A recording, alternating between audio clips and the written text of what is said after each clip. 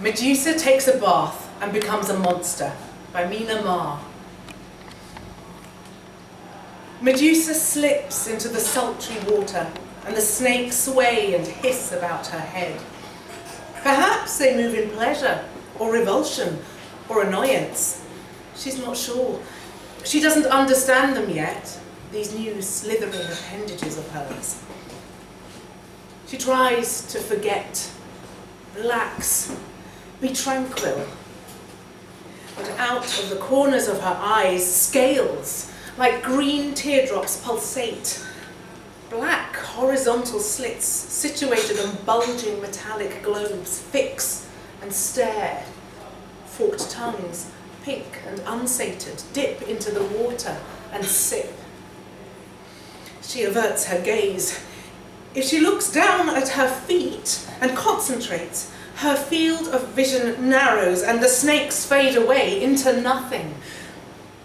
In doing this, she can pretend she hasn't changed, that her hair is fanning out behind her, tumbling over the tub's edge the way it used to, that her porcelain skin continues to be praised by her numerous admirers.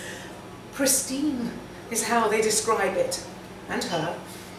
That a glance from her is considered a triumph, and men compete, sometimes violently, to obtain it. From this angle, she is perfection still. The damage, that which is on the outside, from the neck up, unseen. She shudders. She picks up the soap and scrubs at her skin, from sternum to toes, the parts the snakes can't reach, the parts she can touch without accidentally touching the snakes, the parts she can make clean again. Her actions are meditative. Her mind wanders. Her eyes come to rest on her hairbrush, on the pedestal in front of the mirror. The last time she used it, she completed her 100 strokes, blew a kiss at her reflection and left for Athens. The strands of hair seized that day are still wrapped around the sharp boar bristle pins, reminding her of what happened when she arrived at the temple overlooking the city. She used to cry at everything. Sad music, a man choosing a different woman, losing an argument. Now tears well up, but before they can fall, they boil and evaporate. She doesn't need the brush anymore, doesn't want it, despises it. When she gets out of the bath, she will throw it away, out of the window, so she never has to see it again. Her heart begins to pound. The snakes coil and uncoil and recoil. She grips the edges of the bathtub. No! If she throws it from the window, she risks it falling into the sea instead of smashing into thousands of pieces on the rocks below. Poseidon can't take another piece of her. She won't let him. Stop. She takes slow, deep breaths. Tells herself she's safe on this island, in this room, here, now. She calms. The clouds of steam part. Her sisters burst into the room, their laughter resounding. Medusa starts and sinks deeper into the bathtub, hiding her body beneath the waves, causing water to spill upon the floor. What do they want from her? Their mortal family, their beautiful kin, the younger sibling they've never paid attention to before. Stheno and Euryale throw themselves down beside her, dampening their dresses. "Sister!" they cry, a word they've never uttered before, and the air buzzes as their snakes echo the sentiment. "A body taken by Poseidon," says Stheno. "Snakes given in return by Athena," said Euryale. You're one, says Athena. Of us now, says Euryale. Ask us, says Athena. Anything, says Euryale. They take her hands in theirs, and as she stares into their ancient faces, seeing mouths full of sharp teeth wrapped around wicked smiles, beady black eyes glinting with malice, smooth, endless, twisting snakes, her blood runs cold. She hasn't seen herself in a mirror since that day. She's been too sickened to look. But now, with her sisters before her, closer than they've ever been, she wonders, am I, like them, a monster? Another day, another bath. Medusa has learned that the snakes relish heat and humidity, and as such, she must spend several precious hours in the water each day to pacify them. Her sisters pay their usual visit. She's still unsure of them, but as she can't have human company anymore, she needs to grasp onto this new relationship, shape it, make it stronger. The only things she has in this world now are sisters and snakes.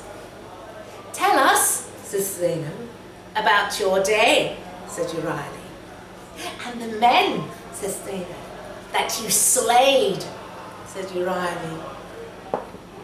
Ah, they want a story.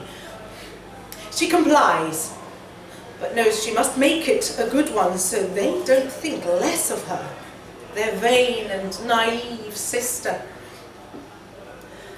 There was a man, Medusa says slowly, when I was walking on the rocky northern shore today. She tries to conjure the man's face, but it's a different face she sees, a different body, a different time and place. Her heart thuds, the snakes circling her head coil and uncoil and recoil. She glances at her sisters. Myriad eyes peer back, hushed, focused. From his behaviour, his intention was clear, to find us and destroy us. Her sisters gasp and clasp their hands together. He held a hunting knife, fangs quiver, venomous. But I am no fool. I appeared before him. He had time to cry out, only once, a thin, pathetic sound. Then he became nothing more than a statue. Her sisters sigh, and their snakes hiss. She can recognise this as desire. Now she's becoming used to them, the sisters and their snakes. I would do anything for my sisters, Medusa says. They celebrate her and the destruction of their enemies. Then sisters and snakes depart. Medusa remains in her bath, moving only to add hot water. It displaces the lukewarm and envelops her. Her surroundings are unchanged. Her hairbrush is still on the pedestal. Her story was a lie. She's not sure where it came from. She simply wanted to show solidarity with her sisters, to demonstrate she understands how men behave towards them, to illustrate she's the same as they are, or she could be. The truth is, there had been a man, not that morning, but the previous week, on the empty beach. He didn't seem to be seeking their cave. He didn't have a knife or any other weapon she could see. He was just walking. Then he bent to pick something up, maybe a pebble or a shell. And when he stood up, his eyes happened to meet hers, and he was turned to stone in an instant. When she saw what she had done, she froze, stomach full of sand, time made of clay. but heart still beating, snakes still surging. Guilt, pity, shame. She felt everything too much. She forced herself to look away, then turned and ran from the scene of the crime. Later, immersed in her bath, she thought of the man. Who was he? Did he have a wife or a lover? Was he still there, inside the statue, or gone? How could she live with herself, even though it was not her fault? A curse Athena had laid on her, rather than something she had intentionally done. She swore she would never look at another man again. Then she banished the memory, dropping it into the bath water, letting it sink beneath the surface, deep. She hasn't allowed herself to think of it again until this moment. Now, she tells herself it doesn't matter about the lie, because the version she told her sister sounded better, less painful, more satisfying. Plus, well, she enjoyed their reaction, theirs and their snakes. She wants to be that woman, the woman in her tale, so she wonders, can you make a monster real just by telling a story about it? Medusa takes her bath. Hot water pours in, steam rises. Her snakes luxuriate, so does she. This is where she dwells now, when she's resting, after her daily strolls around the unwelcoming outside world. You, says Stheno. Inspire, says Euryale. Us, says Stheno. Sister, says Euryale. Her sisters laugh, their snakes entwine, hissing in unison. She lies back in the water, and there's a writhing sensation in her belly. She's been suspicious lately about just how deep inside her the snakes have submerged themselves.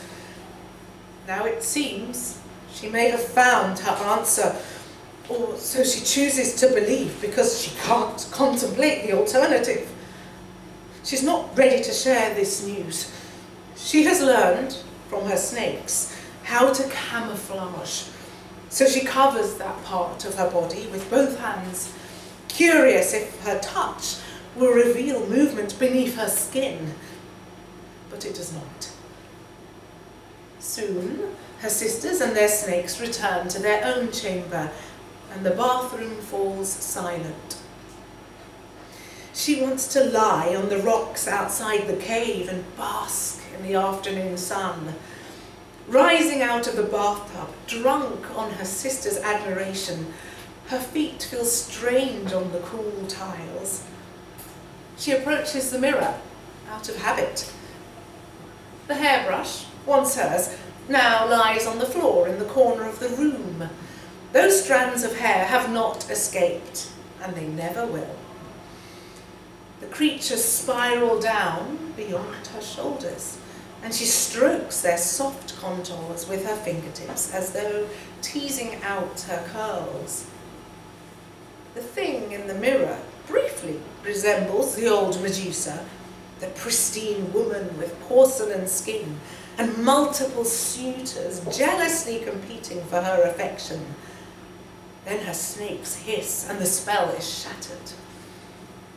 She lingers in the bathroom, but goes to the window and peers outside at the sea that surrounds her island home, stretching from the edge of known civilization towards Athens.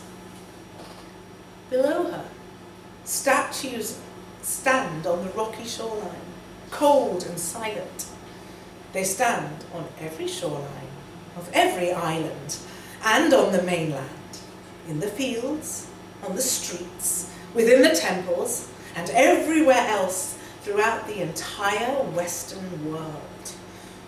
They will stand right where she created them, until the day they are dismantled by time, wind or water, or by the will of the capricious gods. Caressing her stomach, she marvels at her grotesque architecture. Some of the statues are posed with palms upturned, pleading or about to pray. Others are reaching out as if they could have prevented their fate, as if it wasn't already too late, as if she might have granted them mercy. Most have their mouths wide open, gasping, or about to scream, or already screaming. All are staring at the last thing they would ever see, Medusa. She is proud of each creation because, as well as physical works of art, they became nighttime stories for her sisters. Each demise transformed into words that mesmerized her listeners, enthralling them with the pictures she painted, thrilling them with the drama of her conquests. Like the one about the man on the hillside in Athena, with eyes as blue as the morning sea. One day, while taking a break from watching his goats, he looked up from his cigarette, saw her, and saw no more. Or the father outside the fortress of Antimachia, who seemed to think he could protect his young son by standing in front of the boy when the stranger advanced with her snakes, but was wrong. Or the crowd of 30 men in the scare in Chania, assembled to demand protection from the Gorgons, forever stilled in a semicircle around their own town, ironically achieving a wall of sorts.